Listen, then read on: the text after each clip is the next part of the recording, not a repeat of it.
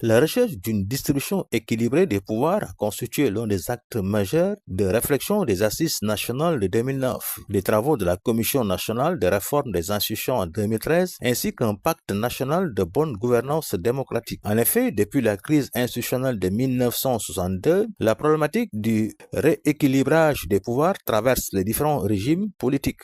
Par ailleurs, les recommandations issues des Assises de la justice tenues du 28 mai au 4 juin 2024 à l'initiative du chef de l'État Bassirou Diomaye Faye, ainsi que celles résultant du dialogue national sur le système politique organisé durant la même période en 2025, ont unanimement mis en évidence la nécessité de la refondation du Conseil constitutionnel, tant dans son architecture institutionnelle que dans son fonctionnement afin de mieux répondre aux exigences de transparence, d'impartialité et de sécurité juridique.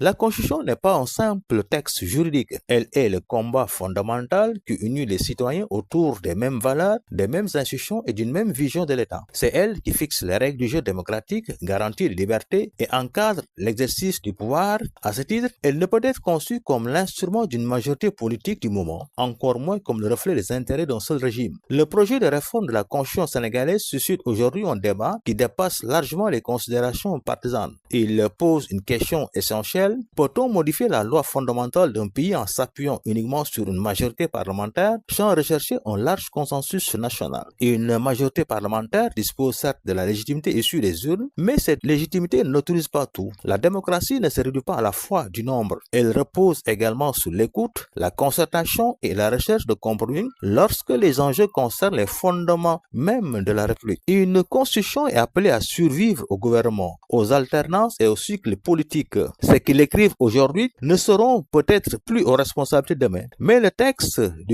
continuera d'organiser la vie des millions de Sénégalais. C'est pourquoi une réforme constitutionnelle ne devrait jamais être perçue comme la victoire d'un camp sur un autre. Le Sénégal s'est construit au fil des décennies une réputation de stabilité démocratique grâce au dialogue politique, parfois difficile, mais souvent salutaire. Les grandes réformes institutionnelles les plus solides sont celles qui ont associé les partis politiques, la société civile, les universitaires, les organisations professionnelles, les autorités religieuses et coutumières ainsi que les citoyens. Le recours au seul rapport de force parlementaire comporte un risque réel, celui d'affaiblir la légitimité de la future constitution. Une loi fondamentale adoptée dans la controverse ou l'exclusion peut rapidement devenir une source permanente de tensions politiques, alimentant la contestation plutôt que la cohésion nationale. La Constitution appartient au peuple. Elle ne devrait jamais être l'œuvre exclusive d'une majorité, aussi confortable soit-elle. Les réformes constitutionnelles les plus respectées dans le monde sont celles qui ont fait l'objet de larges consultations, de débats contradictoires et d'une véritable appropriation citoyenne. L'histoire